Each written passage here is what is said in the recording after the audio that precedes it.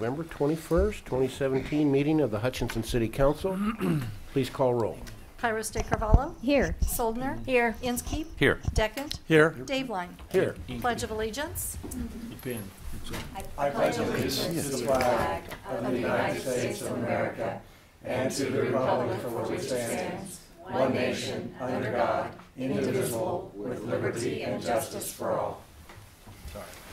All right, we have Kim Berry to provide a morning prayer for us. Kim? Yes, let us pray. God of abundance, help us remember the true meaning of Thanksgiving that was laid the foundation for generosity years ago. People who came together during trials and tribulations in the midst of sorrow and heartache and gave thanks for what they had. Forgive us when we're never happy, and teach us to be thankful for that which we have, which is enough. Today, Lord Jesus, direct this meeting and guide our leaders as they work together to bring solutions and future visions. Amen. Amen. Thank you. Thank you, Kim. All right, next item. Item 4, oral communications from the audience. All right, this is the time that we invite anybody in the audience to come forward and to present any information related to the City of Hutchinson. Please introduce yourself and limit your comments to 3 to 5 minutes, if you will. Thank you. I'm Richard Griever. Several weeks ago, y'all received copies of a contract for the sale of 510 East 30th, a vacant lot where a home was torn down. I'm here to ask you to abate the $3,300 demolition charge. The next door neighbor would like to purchase the property for $1,000, and that will pay all of the past taxes, all of the past mowing charges, and my commission is whatever's left over after the expenses. The owner of the property will receive absolutely nothing.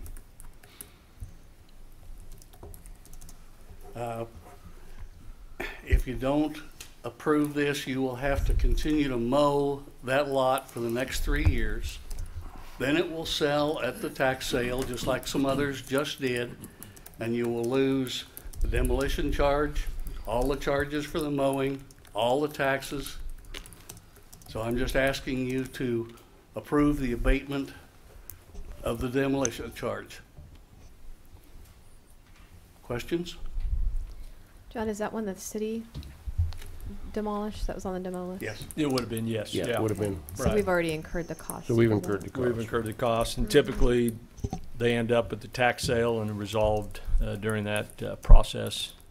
And we tack that on to the cost of the tax sale? Right, along with mowing charges and things like that. So, are they actually purchased at that price, or do we end up writing that off anyway? I'm trying to. That depends on the bid that's made. Yeah. So we have had some communications with Joe O'Sullivan, who handles the tax sale, and things like writing off the administrative charges on mowing and trying to reduce some of that. And we've done some of that in the past, right prior to the tax sale. So, but I'm not aware that we've waived any demo charges on existing properties that still are out there. I don't know that we've done that. Well, that would set a precedent, wouldn't it? Mm-hmm. Well, it could, and I understand what Mr. Gruber's Well, saying. sure, I understand that, yeah. I get that, but we did spend the $3,300. We have paid for that, and through the tax sale, you would hope you might recoup some of that. Not always. It depends on how motivated or how interested people are in the property. Mm-hmm. Yeah, I remember reading the letter and thinking pretty cut and dried. Absolutely not. This would set a bad precedent. But now I'm just thinking, well, if we're going to end up writing that off anyway, I'd like to know what the chances are of that, or the probability is of that, because it seems reasonable if we're not going to get that money back anyway. What's that address again? 500 block West 510 East 30th. It must Third. be right by. East Third. East 30. Oh, Oh, East Third. Okay. Did I say 30th? I heard 30th I heard anyway. 30th. Yeah, too. I wrote down 30. It's early in the morning. You're I've only had fine. one cup of coffee. Yeah. In checking, I find that those that are sold at the tax sale never get up any place close to paying the expenses. Do you know what the intent is for that lot? The neighbors intend to build a garage on it. They own a rental house there that's boarded up there, so they intend to make some improvements on the property, stop people from using it as a driveway. That makes me a little nervous. So we would be giving it to a property owner who hasn't maintained No, the they're- adjacent parcel? No, the property was boarded by the police department at the request of the owner because it was being used as a drug house. So But they want to obviously make it- improvements. Okay, because I'm with Jay. Heretofore, he had whoever owns it Yeah, has well, not made improvements or kept it up. If it's been requested to be boarded. Yeah, he requested it from the police department there to evict the drug users that were in it, and then had it boarded. Okay, so there were people living in it. There were They weren't squatters. They were people he was renting to. he was renting to them, and they were using and selling drugs. Okay. The property's vacant and boarded now? No, The house has been. the house, demoed. the buyer, Demoed. the potential buyer's The house house next next door. door is boarded, It's boarded. and they haven't done anything, waiting for this No, his. to resolve so that they could begin to make improvements. What if we had a plan for improvement before making a decision on this? Would that be completely out of? I couldn't hear. What was your Line. question, Jay? What if we had a plan for improvement I can get and on board with and that. kind of an idea of what they're going to do with that lot? Because I don't want to give, I don't want to waive that fee and then have two lots be unimproved. Does that make sense? It would be no different than the process that we go through when we decide whether or not To tear one down. a home's going to be Yeah. torn down. Show us that financially you have the means to do so. You have a plan in place. I like the idea. I can get something from the buyer and send it to the council. I don't Well, want to what are your thoughts, Jim? overstep my bounds or anything. I don't think the lot will ever sell and cover our costs, not on Third Street. So I think that we probably do come out money ahead if we follow through with this. Like you've expressed already, Jade, I'm uncomfortable with the idea of I'm not sure what I should call it, but anyway, a boarded up house, piece of property, acquiring that, and yeah, I'd want more than a plan. I'd want something that maybe we can see some progress on, and then I'd certainly be favorably inclined to the proposal that Mr. McGreever is making. Yeah. I will get with the potential buyer and get something to you. Okay. Okay, that's Keep us in great. the loop. Thank Thank you. you. Thank Thank you very much. All right, anyone else in the audience under oral communication? Next time, let's make All right, an agenda seeing item none, instead of a- consent items, go ahead. Item 5, consent agenda.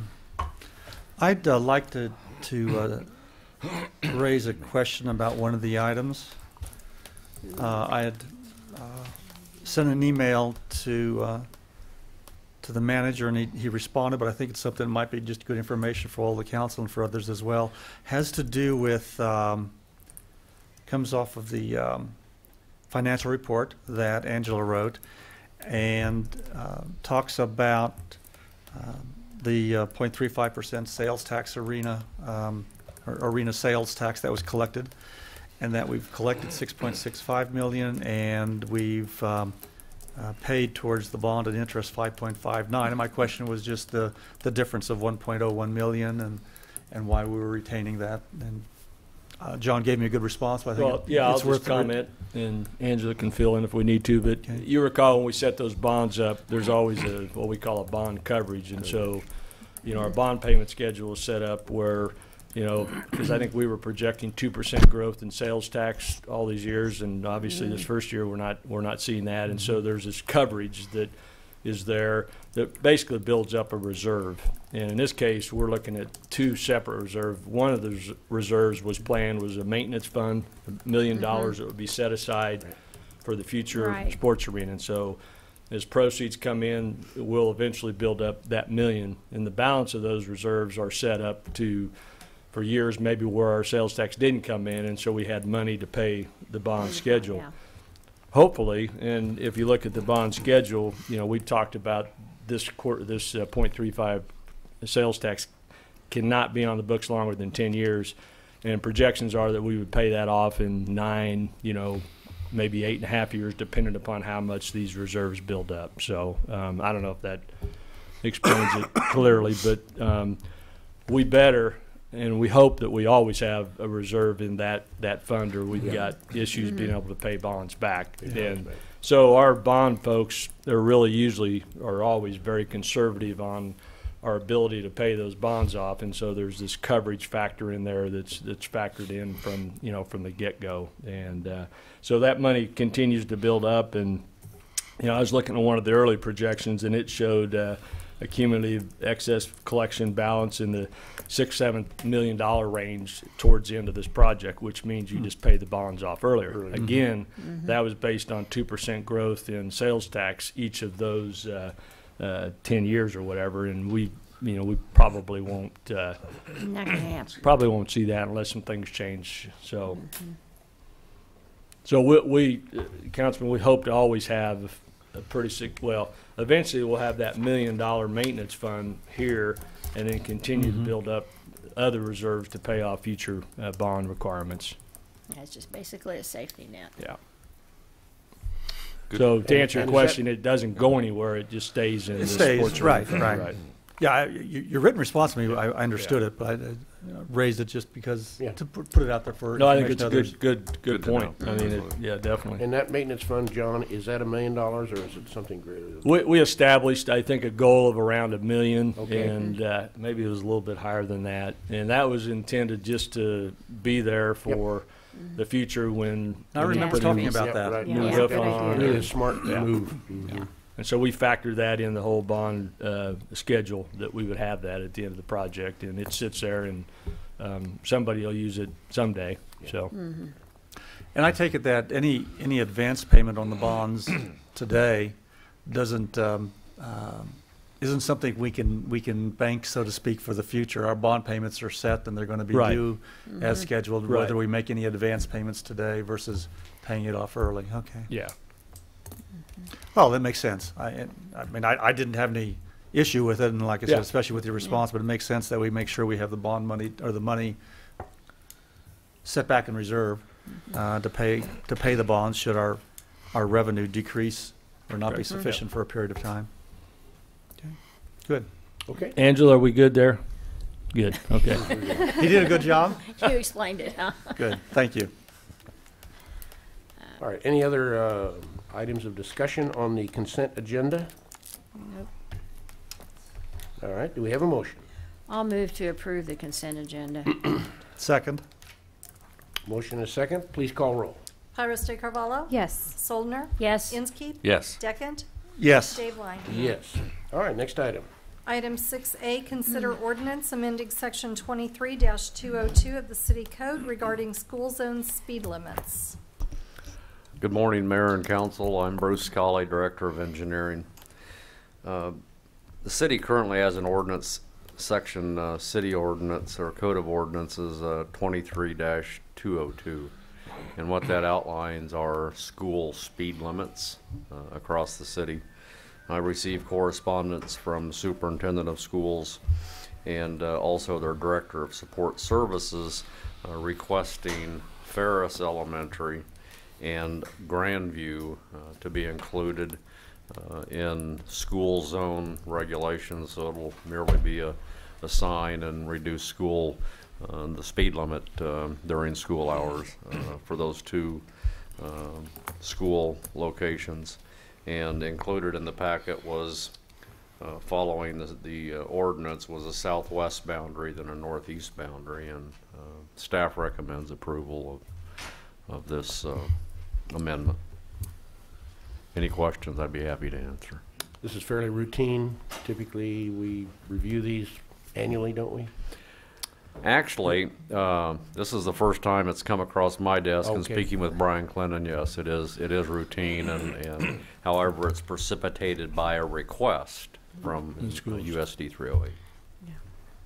Were there not speed limits That's what I thought Uh, when I read this. Yeah. Little set for history Ferris? And I'm not surprised at Grandview since it closed, but I know that it's being used again. But Yes, Yeah. Ferris, were there not already speed limits signs in place? There may have been speed limit signs in place that got placed before the request for amendment of the ordinance, yes, sir. Which would have Yeah. been my error, not knowing that the I'm not sure ordinance. that answers my Well, question. I mean, Are they there now? are they there now? Yes, They're there Have now. there been Okay, speed limit yes. signs? But I'm not sure they were there before the Right. request, nor the request would Huh. come. But now they've got the traffic light.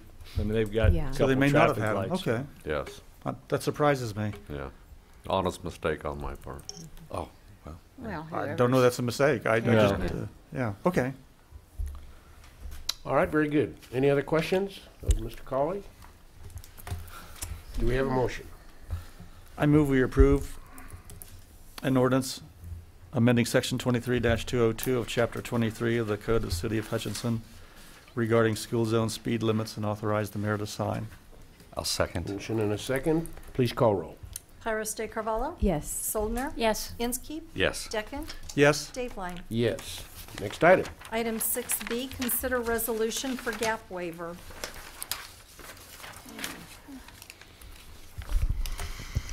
Angela Richard, Director of Finance. I have two routine resolutions for you today. The first one is to waive gap. Kansas statutes require that we report on the generally accepted accounting principles method of accounting, GAAP, unless we adopt a resolution waiving GAAP. In that case, we would follow the Kansas Municipal Audit and Accounting Guide regulatory basis of accounting. The city staff finds that this is a simpler way of reporting. It is less costly to comply with, easier for most people to understand. And for those reasons, we request that you pass the resolution to waive GAAP. Any questions? I remember talking about this probably the last 2 years, but so this is something we have to do annually, even though we've done Yes, it, we it have to do it is. every year and continue doing it as long as we want to Yes. not use GAAP and, okay. Unless you know somebody in the legislation that wants to change that, or. Well, and, you know, a little bit of history. I mean, GAP is something that there was a time, and Angela probably knows more about this, that it was kind of, I don't want, fad probably isn't the right word. No, it but was. It was It the is- fad. it was a that fad. All public entities Yeah. work towards that. It's a lot of work, a lot of work. expense. Pardon? A lot of expense as And- well. and more I So believe. you just, Yeah. yeah, effort, and I think in time, you know, municipalities that went through it, and now there's some feeling that it really doesn't add a lot of value to the organization, but, I think it requires depreciation schedules. it does, yeah. does. It So you identify On your all every, assets Yeah. of the city. Oh, wow. and Yeah. Angela knows more about it than I do, so, Yes, I've had to explain the difference before, so. Yeah. Well, as a policy, we have seemingly been comfortable with what your recommendation is, unless that has changed. Any other questions? If not, do we have a motion then? I move to approve resolution declaring that the requirements of KSA 75-1120A sub A are not relevant to the preparation of financial statements and reports, and waiving the requirement of conformity with said act in favor of conformity with the cash basis and budget laws of the state of Kansas, and authorize the mayor to sign. Second. And motion and a second. Please call roll. Pyrus de Carvalho? Yes. Soldner? Yes. Inskeep? Yes. Deckent? Yes? Dave Line. Yes. Next item. Item 6C, consider resolution appropriating funds to pay payrolls and claims for 2018. Angela Richard, Director of Finance. Every year, the city passes this resolution to allow finance and payroll to pay claims in advance of city council approval. We have found that city has appropriate internal controls, and the budget is approved by council every year.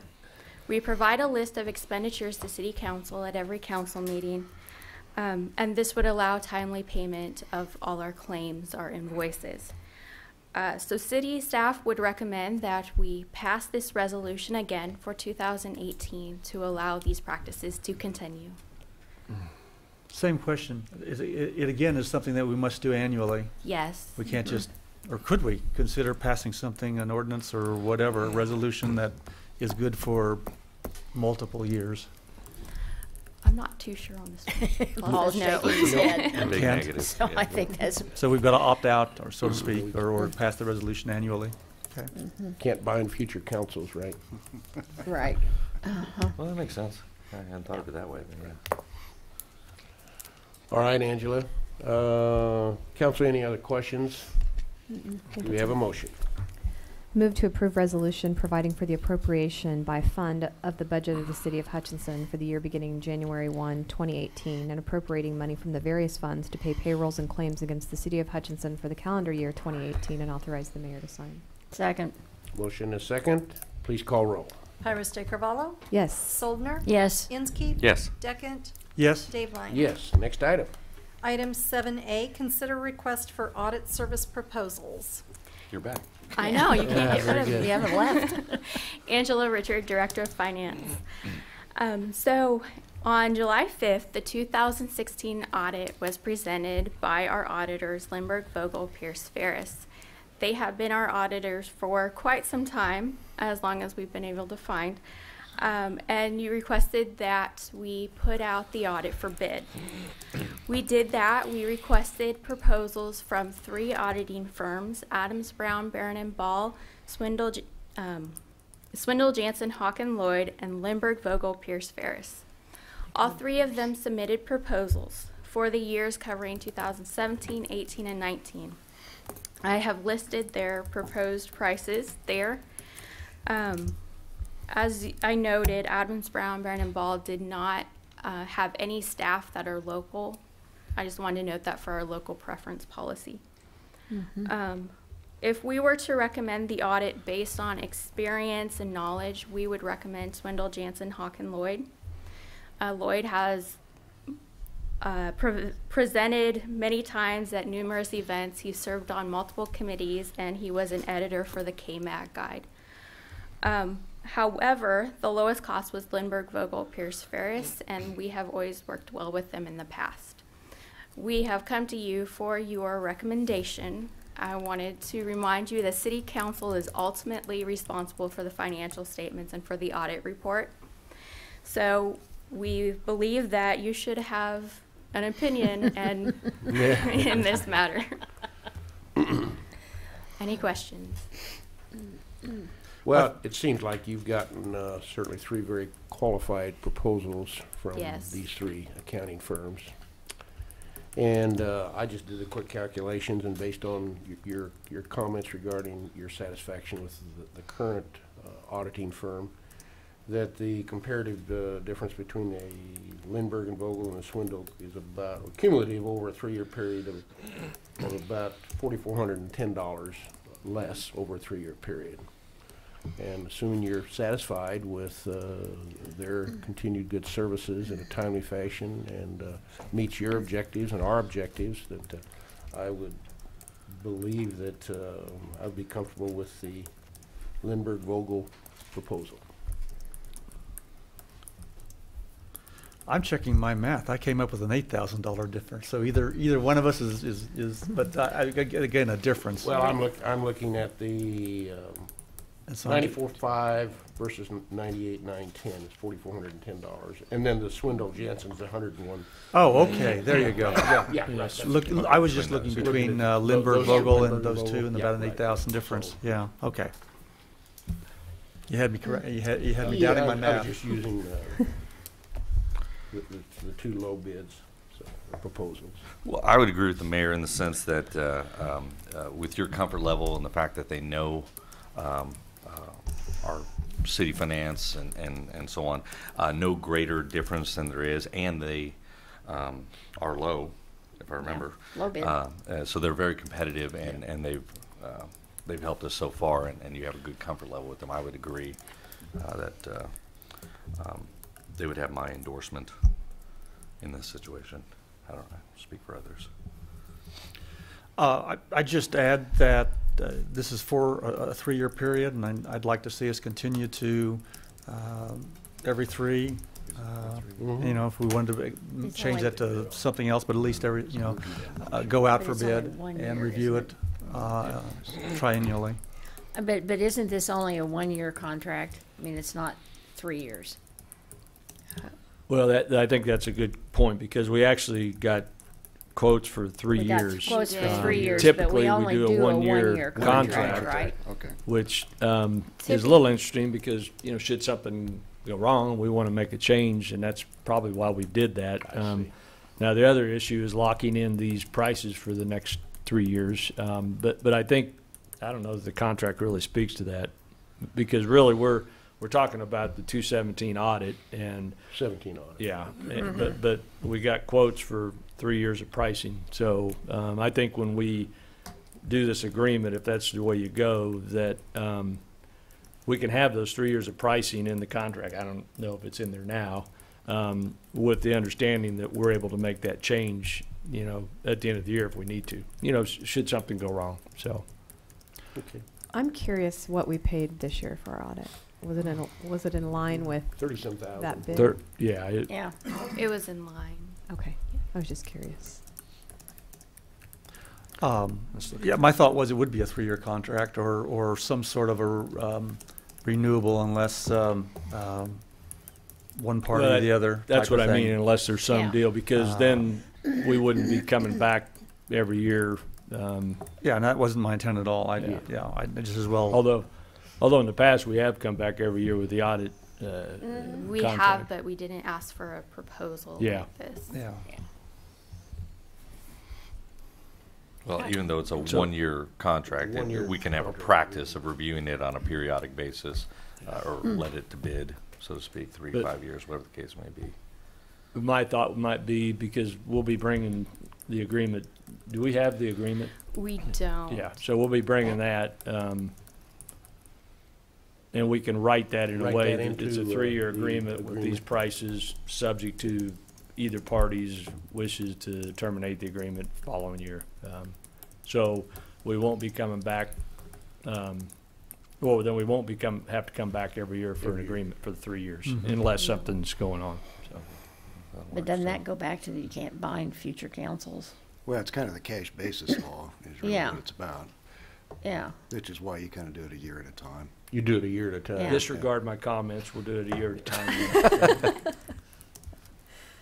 Oh, my goodness. All right. Are we- So you're saying we can't reference a multi-year? Well, you can, Those but you have pricing- to put a provision in the contract Okay. that says you'll interpret the contract according to the cash basis law, which Yeah, means which- it's not binding for future years. Right, Okay. which means that something could happen down the road. But we can do it to 3 years so we can lock in the, Yeah. fixed those the, pricing. the Yeah. prices. We can make it work. Yeah. I think that's our desire, is Okay, we to got lock it. in those prices. So, yeah. All right. Angela, anything else that you have? No. Council, do we have a motion then? Okay, I will move to approve the firm of Lindbergh, Vogel, Pierce, Ferris for the 2017 audit and authorize the mayor to sign all necessary documents. And do we have a second? Well, a question, are you wanting the 3 years of proposed pricing Pricing. to be part of the contract? Yeah, you can amend it to however you're going to phrase that. Yeah. We've got it. Okay, We'll take care of it. yeah. All right, so are we clear on the intent? It'll be for the 2017 to 2019 audit. Yeah, Okay. yeah. I'll second. As per the rules of the cash basis law, Right, or there you however go. you want to phrase that. Okay, motion and a second. Please call roll. Pyros de Carvalho? Yes. Soldner? Yes, Inskeep? Yes. Deckent? Yes? Dave Line? Folks, it's 9:29, and we are down to report of city officials. Wow. This isn't your shortest, but you That's sure right, are trying yeah, Yeah, to. you're working on it. Jay, how about you? Okay, and I actually have a lengthy comment, so I'm gonna mess up our record here. But I have something important that I wanted to bring to the attention of the council, and my hope is that we can just work together to explore innovative ways to address this particular challenge. I've invited Representative Probst here as well to speak to it if you don't mind. Something we've both been dealing with in the past few weeks. So in the past few weeks, I've met with 3 business owners who are in the process of repurposing unoccupied buildings, 2 of which are in the downtown area. Very encouraging meetings, all very complimentary of the city. So the city staff was very kind, very respectful. Just the type of investment we want to see. However, the business owners are encountering a variety of barriers from us that have pushed back the opening of their ventures indefinitely, or added costs that were not factored in, which is pretty standard, I think, when you're opening a business that happens. But some of these are water fountain and parking requirements, hood and screening specifications, just a lot of roadblocks. And as I mentioned, everyone I've spoken with has been very complimentary of city staff. So this is not something where I'm blaming city staff for this at all. They're simply enforcing the regulations that this governing body agreed upon and believes strongly in to create the type of community that we want to live in. But what I'm proposing is that we come up with creative ways to work with business owners that are trying to renovate long-term unoccupied properties in town. And some of those ideas I was tossing around with Representative Probst. That might mean that if you build new, you follow current guidelines to a T, but those guidelines are maybe loosened somewhat for repurposing properties. Or it might mean that we issue an occupancy permit if certain requirements are met, with an extension on certain other more costly requirements. So not necessarily loosening them, that just giving that leeway so that those businesses can open and start contributing to our economy. Or it might mean that we come up with some innovative ways to incent development, some new ways in unoccupied buildings. I think we need to look at what we're doing now and maybe add to it. And we all know that the chamber is working to fill these buildings. We read that in the paper. We were at the economic development breakfast, many of us. And so I thought it might be possible that we could brainstorm this issue with them and some business leaders that they bring to the table that might be able to offer a private sector perspective of what it's going to take from the public side to try to incent development in these areas that where we have a lot of unoccupied buildings.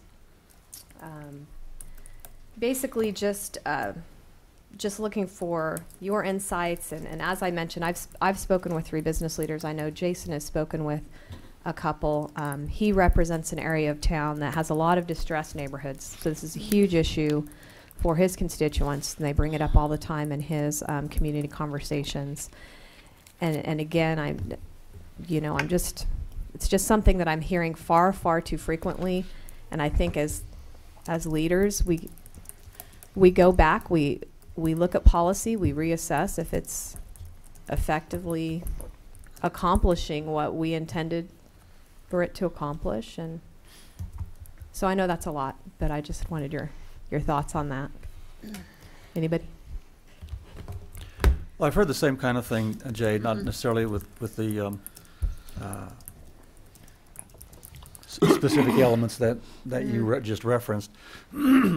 More a broader comment about city codes being an impediment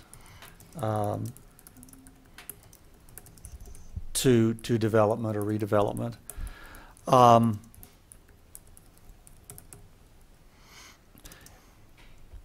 I struggle with a broad brush because I think to take the stance that I just voiced is throwing out the baby with the water. But I think that there needs to be some mechanism. I don't even know if I want a case by case, but to take a look at some elements I really like the idea of delaying or deferring. That may or may not be the best way to go about it, but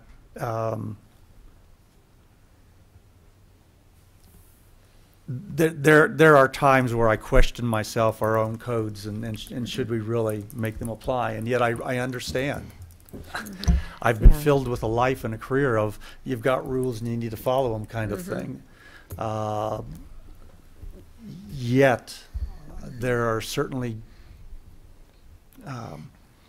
occasions where the rule ought to be bent or broken, just because it seems to demand that at that point in time. So anyway, I don't have a nice, easy answer, but I am supportive of what you're putting forth as an issue. Well, and another concern I had is that communities immediately surrounding us have that flexibility and really preach it. And so it's really encouraging investment in those areas.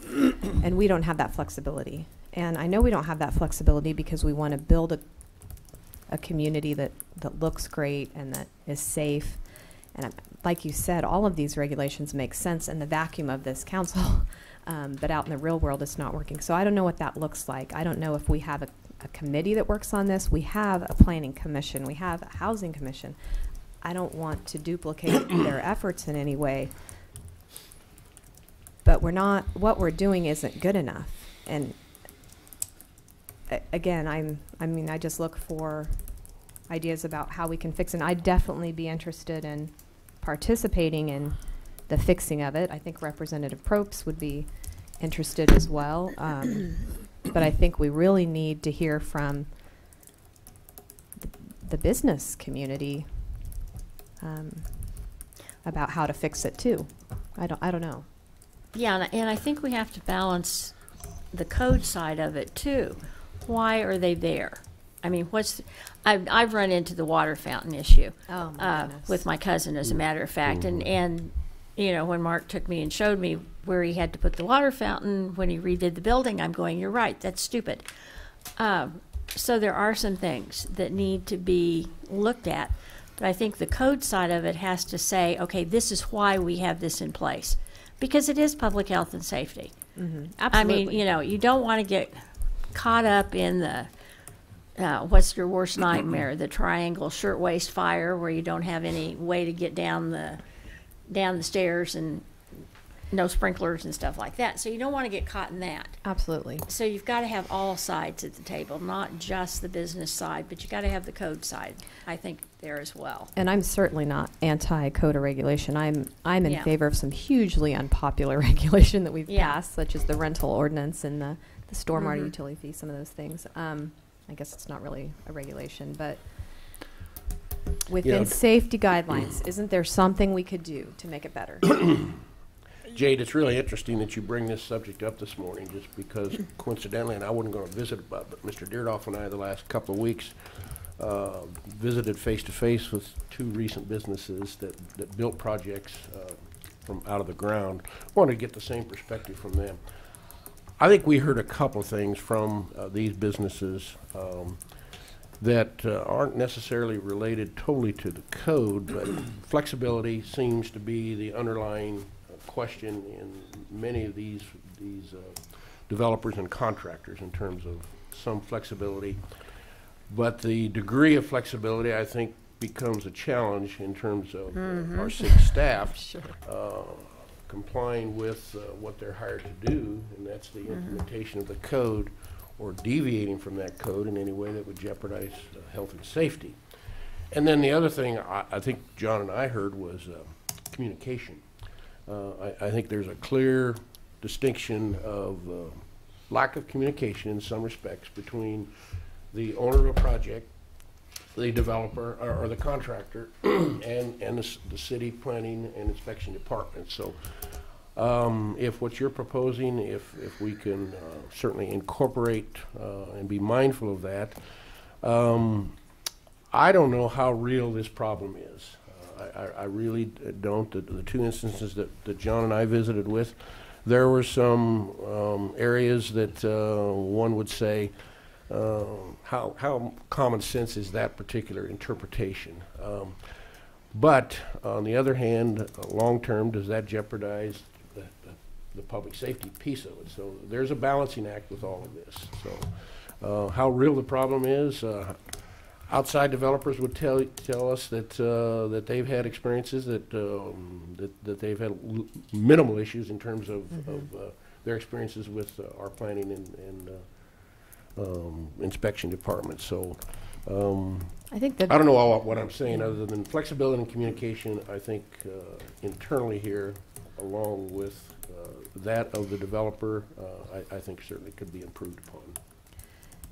And I think you're absolutely right, John, about outside developers. They come in, they've been in communities where it's a lot tougher to get a project up and running, and so comparatively we don't seem that bad. But when you have people locally who want to grow their business or have an entrepreneurial pursuit that's small but could make a big impact long term in the community, that's where I think we're getting a big or they're hitting big barriers. So I don't know. Go ahead. Well, the other thing I wanted to comment, I've had the sense or the feeling that we deal with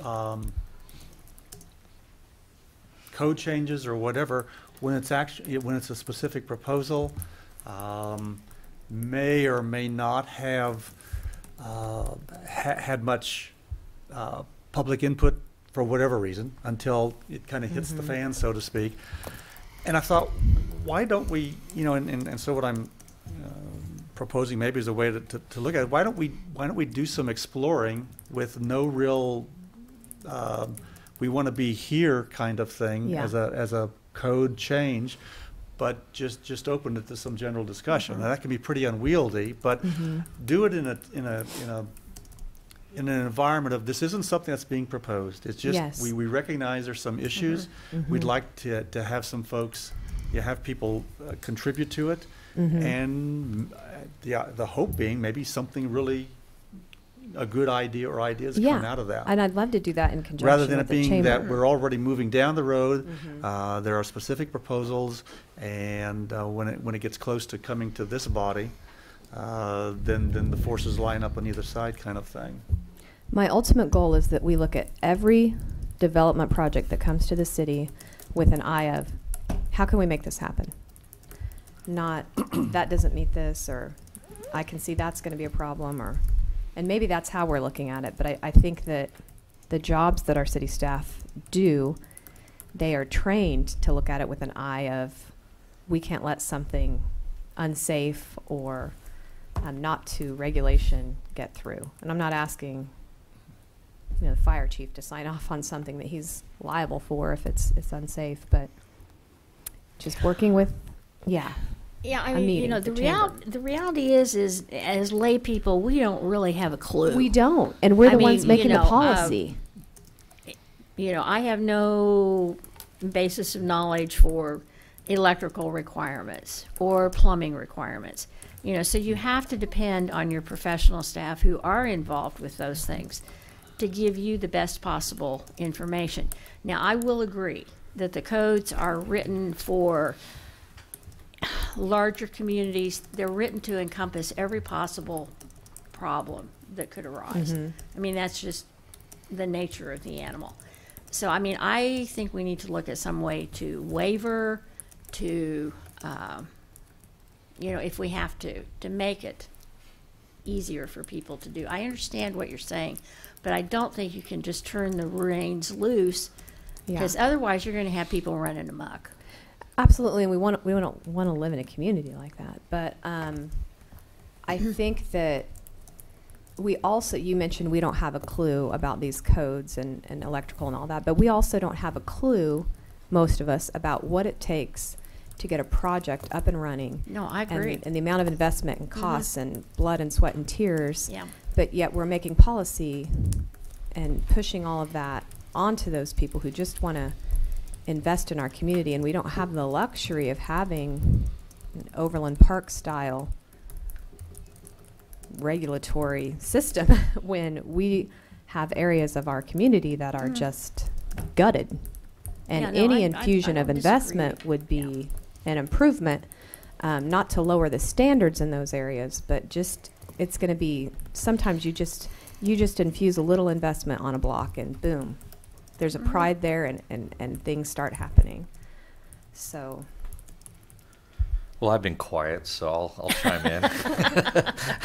I've enjoyed the conversation to start with, and I'm glad you brought it up. Thank you. There is a sentiment out there, I think it's misguided, that the city, council in general, is an anti-business type of environment, and I could tell you, based on the conversations I've had with all the folks here, that couldn't be further from the truth. We embrace our current local businesses and encourage others to locate to our fair city. With that being said, and I think it's been mentioned multiple times, I think we can't sacrifice, I know we can't sacrifice health and safety at all, but some of the common sense issues, I've had discussions with individuals wanting to build in the industrial park and concerned about screening their air conditioning units, and is that necessary when nobody in the industrial park cares Right. Yeah, whether or not. that's what I'm saying, common sense. So I think there is a certain degree of, we should be able to have a certain degree of latitude on certain maybe areas and things like that. Yeah. You mentioned the repurposing. I'm excited about that. I also want to make sure we don't forget about the new construction folks as well, building in certain areas. I like the idea of having the conversation as well. I don't know where it starts or how it gets there, but I think the various stakeholders, the city needs to be involved, the fire chief needs to be involved to explain this isn't arbitrary, this is why. I think Nancy had mentioned why this code reads the way it is. But the conversation does need to happen, and I'm excited to be a part of that, hopefully. I'll also mention, and I think Representative Probst and I are going to Tulsa, is it? Yes. Okay, for a business incubator situation down there that may lend itself to some of these questions. Or When are you guys answers. going to that? December. Sorry. The 11th. I'm glad he remembers. Okay. The 11th. It's in the calendar. Well, is this something maybe we could look at doing, this conversation with the business community and the city and whoever needs to be involved, like at the beginning of the year?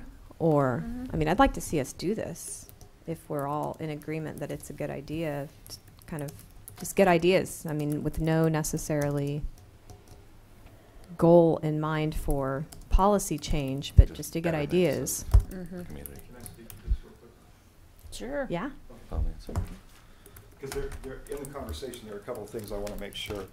There is a big difference You between want to health state and... your name? Oh, and yourself. address? Representative Jason? Jason Yeah. Probst. Thank you. Represent the 102nd District.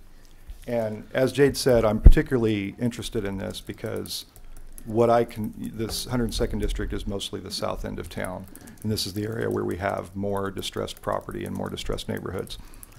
Enough so that the City Council has put in some effort to try to improve housing and the environment there. There's a real distinction, I think, between health and safety issues and cosmetic issues. What got me interested in it was Dairy King, because I loved Dairy King when I was a kid. And everyone, if you remember, because this is important, I think, Dairy King was the sort of place that everyone was like, it's better than Dairy Queen because it's Hutch, it's locally owned. And that was the conversation I had when I was a kid. So I called Mr. Bronner yesterday, the guy who's working on this. And I asked him, what would help you? And he is, if anybody's worked with him, he's a really agreeable guy. He's not one of these like, oh, government's terrible kind of people. He's really agreeable. And he said, well, I figured I was going to have to pave the parking lot. I don't understand why, but I guess I don't have a say in it. That was essentially what he said. But the real issue, what stood out to me, and why I say there's a distinction between cosmetic issues and health and safety issues, is this building the parapet over the front. He's got a flat roof building that's maybe 12 foot high. And signage, he can't put a sign out to the front because we have a code that says you can't build it out over the street or over the sidewalk. So his idea was I would cover the mechanical with a sign, but we also have another code that says you can't have a sign above the roof line, which doesn't really make sense on a flat roof building. And in that instance, he's essentially being asked to build something that he'll likely cover up with a sign. And that's a pretty unnecessary expense. What I'd like to say, and I'm glad you guys are having this conversation, and it is something that Jade and I talked about. I think that whether it's a real problem or whether it's a perceived problem, it exists. And I hear it a lot. And I think, and again, like Jade said, it's not an issue with the city staff. I think you have people in place who you hire people who are good at enforcing rules, and that's what you want. But we need to have a mechanism, I think, particularly in areas where we have a lot of buildings that are left empty. That Dairy King building has been empty for a long time. Mm-hmm. And if we can't get somebody to invest in buildings like that and try to rehab them, they will continue to deteriorate and we'll continue to see disinvestment in these parts of town.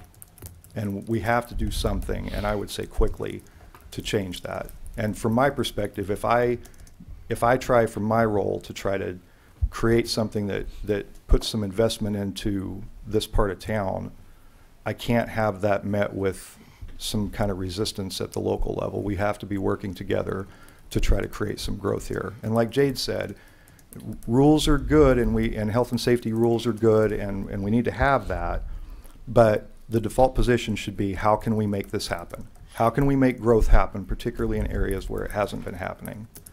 And if that's I asked him yesterday, I asked Mr. Bronner if maybe like 3 to 5 years to come into compliance, and he said, yeah, that would help.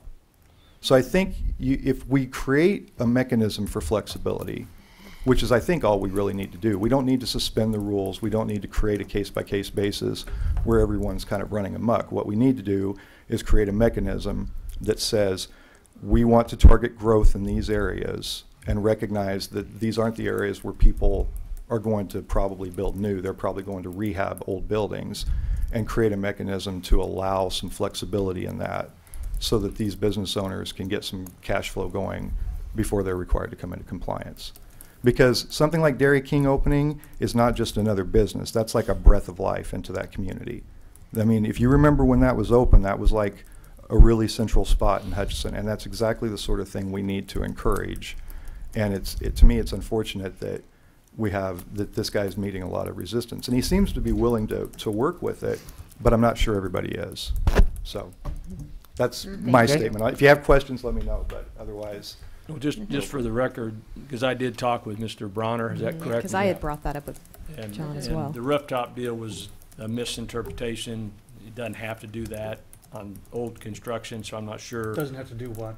Doesn't have to cover that air conditioning unit or whatever. Oh, he doesn't have to put up the air Now, the paving, that's a council policy, and that's something that we've dealt with a lot. I did tell him that we've been very flexible in letting people do that over time. I didn't give a specific time frame. And Sure. Those seem to be his only two issues that even were a concern. And I think we've kind of addressed that to a point. And he was very receptive, and you're right, he's not upset at anybody or anything like that. The paving is a big deal. And you guys, the council's dealt with that for years. And the question is, in new construction, do we require them to have paving? And the answer is yes.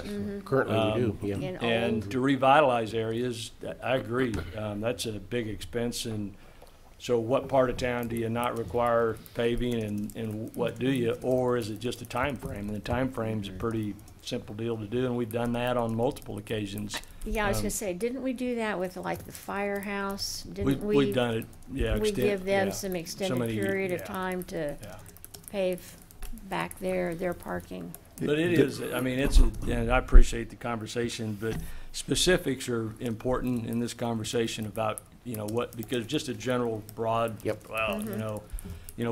adopt the uniform building code.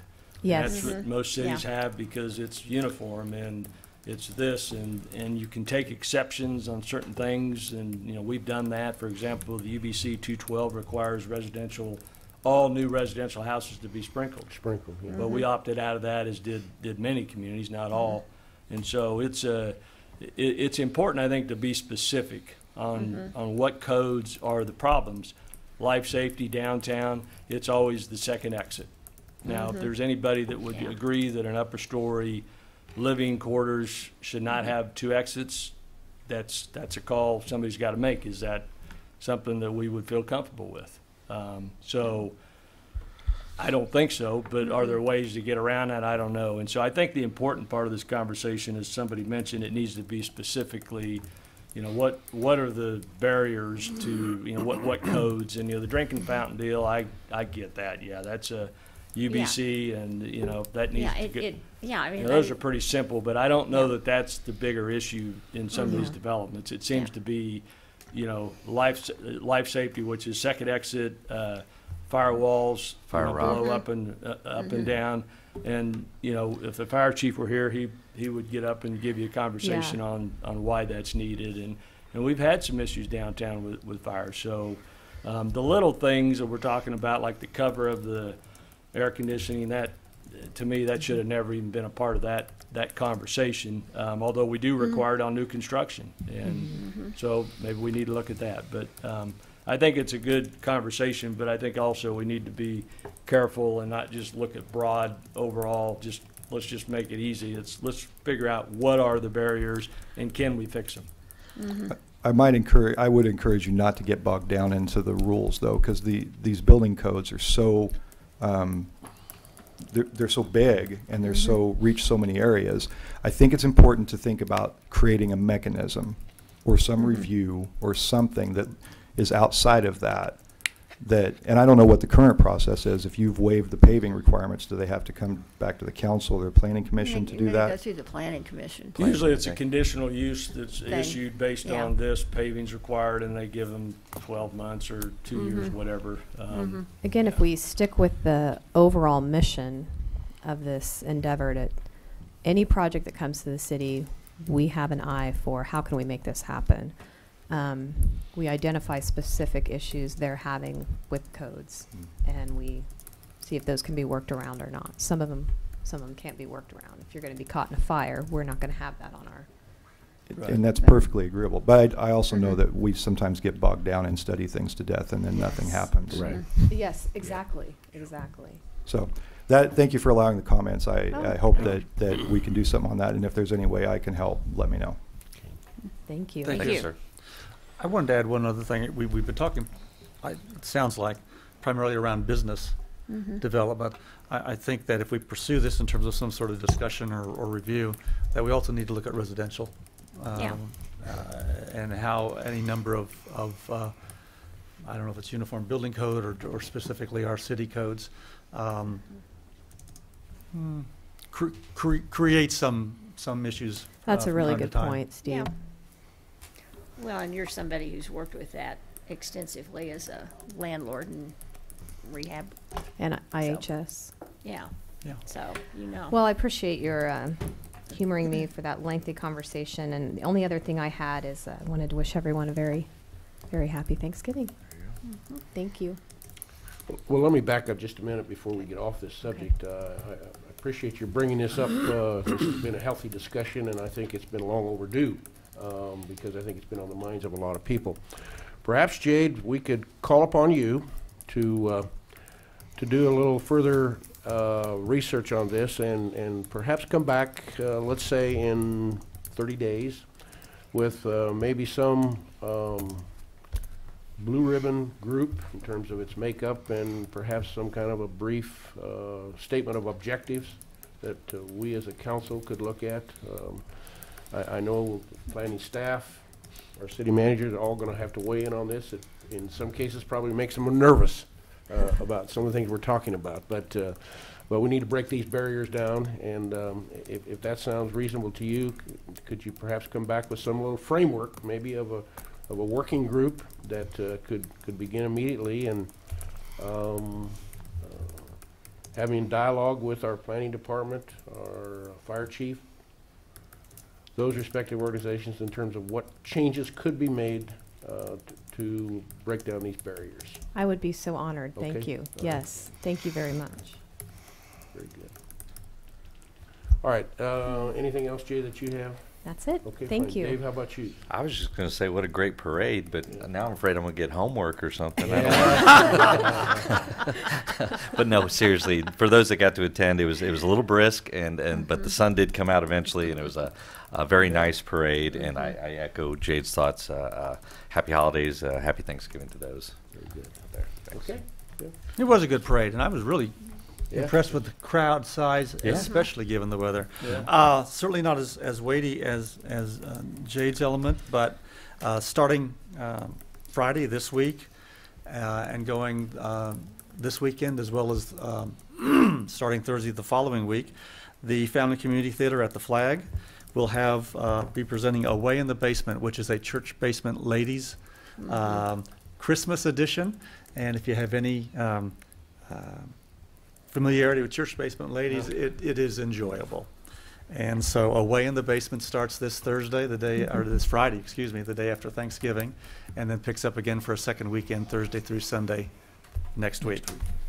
Okay, well, I will wish everybody happy Thanksgiving as well, and I will promote Stage 9's Almost Maine, which will be back the first weekend in December.